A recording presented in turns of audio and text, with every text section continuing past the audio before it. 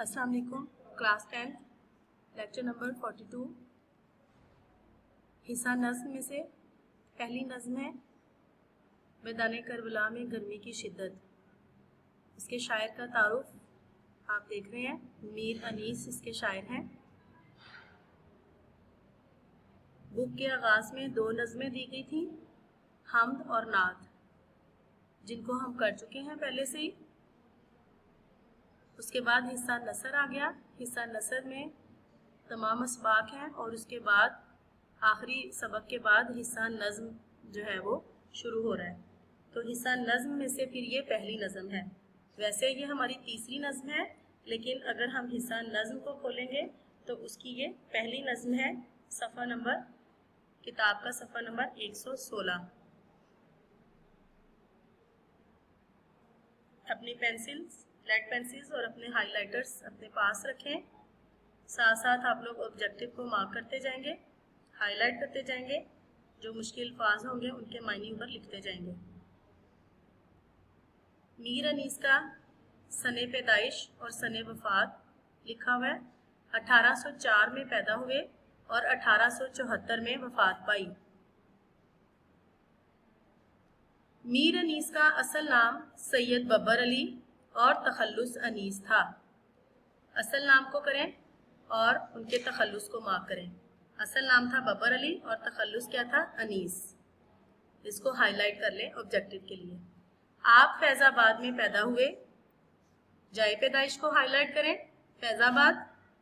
फारसी और अरबी अपने वालिद मीर खलीक से पढ़ी। अब यहाँ पर मीर अनीस के वालिद का नाम भी बता दिया। मीर अनीस के वालिद का नाम क्या था? मीर खलीक। दीगर मुरवजा उलूम फैज़ाबाद के एक आलिम मीर नजफ अली से हासिल किए। मुरवजा उलूम कौन से होते हैं? जो रिवाज पाए हुए हों, जो उस वक्त राइज हों, ज़माने के मुताबिक जो वहाँ पे राइज होते हैं उनको मुरवजा कहा जाता है। मुरवजा उलूम फैज़ाबाद के एक आलिम का नाम क्या था? मीर नजफ अली, उनसे हासिल किए। हुसूल तालीम के साथ साथ शाह सवारी और सिपाहगरी के फ़न भी सीखे। शाह सवारी घुड़सवारी और सिपाहगरी सिपाहियों का फ़न, सिपाहियों का काम यानी लड़ाई सीखना, वो फ़न भी सीखे। मीर अनीस मौजू तबा थे यानी मुनासिब तबीयत के इंसान थे। उनके ख़ानदान के अक्सर लोग शेर कहते थे। फैज़ाबाद के जिस माहौल में मीर अनीस परवान चढ़े, इसमें हर तरफ शायरी का चर्चा था। इस अदबी फ़िज़ा ने मीर अनीस के तबई रुझान को जिला बख्शी। जिला बख्शना, तरक्की देना और आगे बढ़ाना, और वो बचपन ही से शेर कहने लगे। तबई रुझान यानी कि उनकी तबीयत का जो रुझान था, उसका जो उनका किस तरफ था रुझान? शायरी की तरफ था। और माहौल भी उनका ऐसा था, ख़ानदान का माहौल भी ऐसा था। वालिद भी शायर थे और जिस शहर में वो रहते थे उस शहर का माहौल भी ऐसा था, उसकी फ़िज़ा भी अदबी थी। तो ये इन सारी चीज़ों ने उनका जो तबी रुझान जो था, झुकाव जो था, उसको उन्होंने और ज़्यादा तक़वियत बख्शी, उसको तरक्की बख्शी और वो बचपन से ही शेर कहने लगे। कभी कभी वालिद के साथ लखनऊ के मुशायरों में भी शरीक होते थे। इसके बाद लखनऊ आ गए। वालिद साहब के साथ कहाँ के मुशायरों में वो शरीक होते थे? लखनऊ के मुशायरों में। लखनऊ को हाईलाइट करें। मीर अनीस एक बुलंद पाया मरसिया निगार थे। यहाँ पर मरसिया निगार को आप देख रहे होंगे, इसको अंडरलाइन किया हुआ है मरसिया लफ्ज़ को। मरसिया लफ्ज़ जो है इसका मायने क्या है? मरसिया क्या होता है? वो नज़्म जिसमें किसी शख्स के इंतकाल पर गम का इजहार किया गया हो और उसके औसाफ बयान किए गए हों। औसाफ यानी उसकी खूबियाँ। शोहदाए करबला पर लिखी गई नज़्म भी मरसिया कहलाती है। जी, मरसिया निगार थे यानी कि मरसिया लिखते थे, मरसिया लिखते थे वो। और मरसिया की मैंने आपको तारीफ बता दी कि मरसिया होता क्या है। ऐसी नज़्म होती है जिसमें किसी शख्स के इंतकाल पर गम का इजहार किया गया हो। एक शख्स भी हो सकता है और ज़्यादा लोग भी हो सकते हैं, और उस शख्स के औसाफ या खूबियाँ बयान की गई हों। और आगे भी बताया गया कि शोहदाए करबला पर लिखी गई नज़्म भी मरसिया कहलाती है। तो वो मरसिया निगार थे, मरसिया लिखते थे। उनकी जो शायरी की खसूसियात में शामिल यही है, ख़ास खासियत उनकी ये है कि वो मरसिया निगार थे।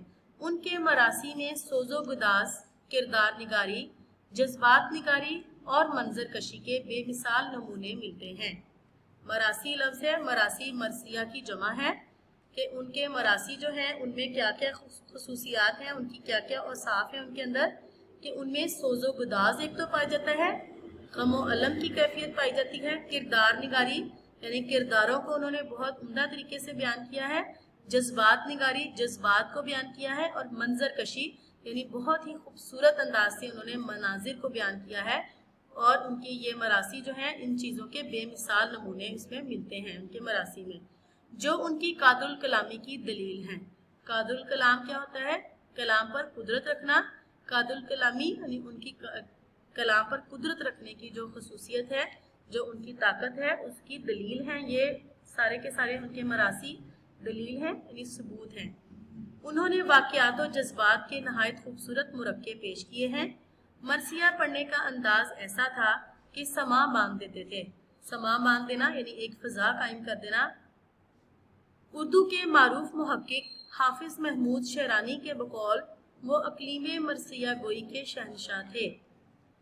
अब जिस तरह से हम कहते हैं कि मीर तकी मीर को गज़ल का बादशाह कहा जाता है, ठीक है। और जो हमारे हैं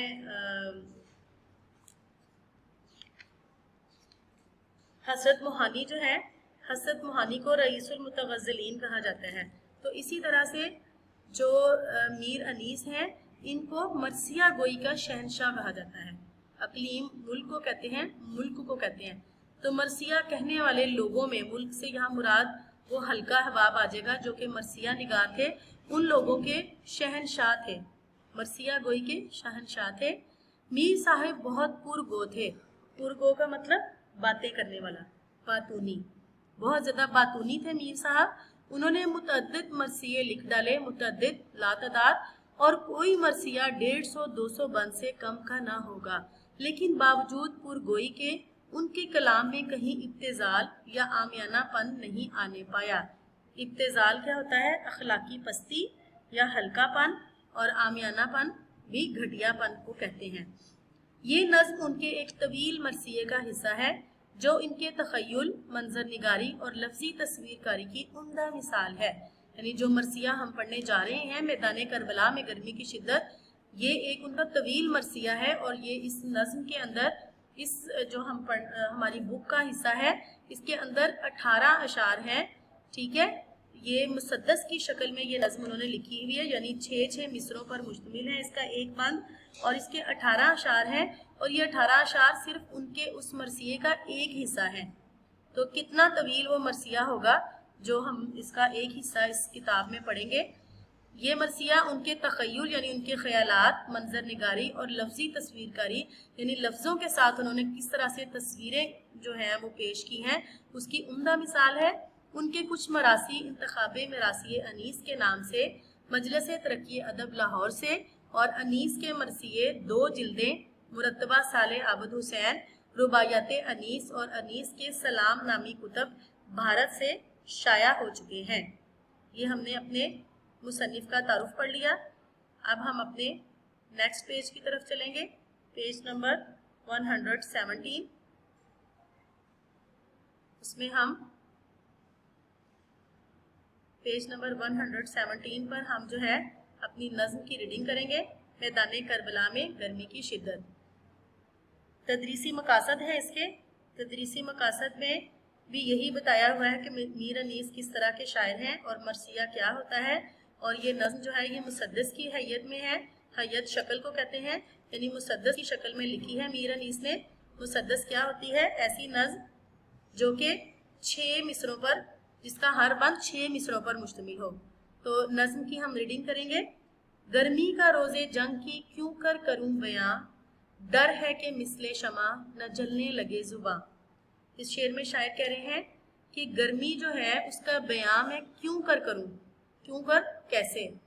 जो रोज़े जंग की गर्मी है, यानी मैदान करबला में जब रोज़े जंग था, उसकी गर्मी का बयां जो है मैं कैसे करूं। मुझे डर है کہ میری زبان شمع کی طرح جلنے نہ لگ جائے. مثل مانند طرح مثل شمع یہ تشبیہ اس میں شاعر نے تشبیہ کا استعمال کیا ہے. مثل شمع نہ جلنے لگے زبان کہ میری زبان جو ہے وہ شمع کی طرح شمع کی مانند جلنے نہ لگ جائے. وہ لو کے الحذر وہ حرارت کے العما. لو کسے کہتے ہیں؟ گرم ہوا کو. الحذر اللہ بچائے کہ اتنی گرم ہوا تھی, ایسی لو تھی کہ اللہ اسے بچائے. اور وہ حرارت یعنی وہ گرمی تھی کہ العما اللہ کی پناہ ہو. رن کی زمین تو سرخ تھی اور زرد آسماں. رن کی زمین جنگ کا میدان.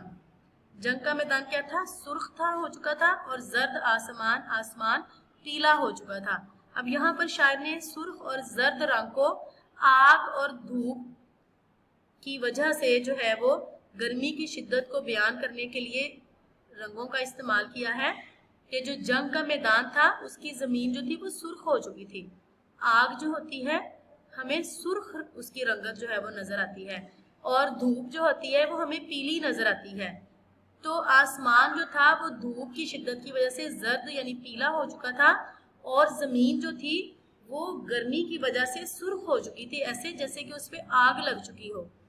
شاعر نہایت ہی مبالغہ رائی کا استعمال کر رہے ہیں. مبالغہ رائی سے جو ہے وہ میدان جنگ کی گرمی کو بیان کر رہے ہیں, لیکن بہت خوبصورت منظر کشی وہ کر رہے ہیں, بہت خوبصورت طریقے سے بیان کر رہے ہیں. شاعر کہتے ہیں اگلے شعر میں, آب خنک کو خلق ترستی تھی خاک پر. آب خنک ٹھنڈا پانی, خلق مخلوق, زمین پر مخلوق ٹھنڈے پانی کو ترس رہی تھی, اور گویا ہوا سے آگ برستی تھی خاک پر. یعنی ایسے تھا جیسے ہوا سے آگ برس رہی ہے. گرمی اس قدر شدید تھی, ہوا ایسے چل رہی تھی جیسے کہ آگ میں سے ہو کے آ رہی ہے. وہ لو وہ آفتاب کی حدت وہ تاب و تب.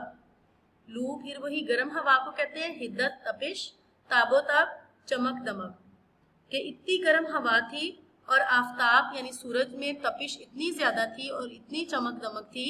کالا تھا رنگ دھوپ سے دن کا مثال شب. مثال شب رات کی مانند. یہ بھی تشبیہ کا استعمال کیا یہاں پر بھی شاعر نے. کہہ رہے ہیں کہ رنگ جو دن کا جو رنگ تھا دھوپ کا وہ کیسے ہو گیا تھا؟ وہ شب کی طرح ہو گیا تھا, رات کی مانند ہو گیا تھا.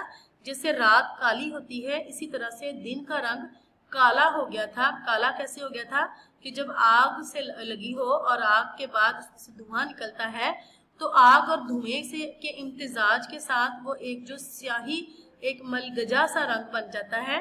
شاعر اس طرح سے منظر کشی کر رہے ہیں کہ دھوپ اس قدر تھی جیسے آگ جل رہی ہو اور آگ سے دھواں نکل رہا ہو, اور اس سے مل کر وہ رنگ جو تھا وہ رات کی مانند دن کا رنگ سیاہ ہو گیا تھا.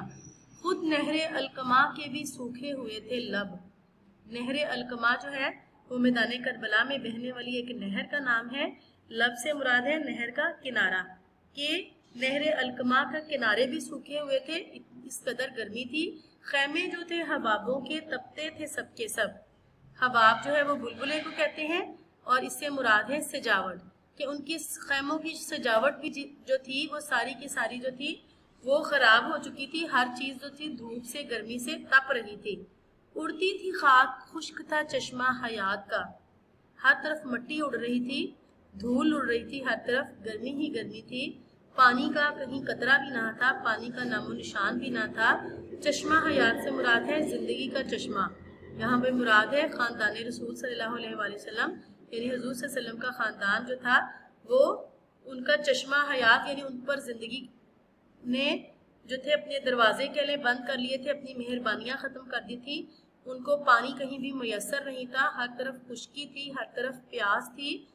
کھولا ہوا تھا دھوپ سے پانی فرات کا. دریائے فرات جہاں پر یزیدی پہرے لگ گئے تھے, جس کے پانی پر بھی پابندی لگا دی گئی تھی کہ جو شہدائے کربلا جو تھے یا کربلا کے جو مجاہد تھے وہ فرات کا پانی بھی نہیں استعمال کر سکتے تھے. تو شاعر کہہ رہے ہیں کہ دریائے فرات کا پانی بھی اس وقت ابل رہا تھا, کھولا ہوا تھا. گرمی کی شدت اس قدر تھی کہ گرمی کی شدت سے پانی بھی ابل رہا تھا, دریا کا پانی بھی کھول رہا تھا. پیج نمبر 116 اور 117 کی ہم نے ریڈنگ کی ہے. یہی آپ کی ڈائری ہے لیکچر نمبر 42 کی. آپ نے آبجیکٹیو کرنا ہے، میر انیس شاعر کا تعارف ہم نے کیا اس کو، اور ساتھ میں 117 پیج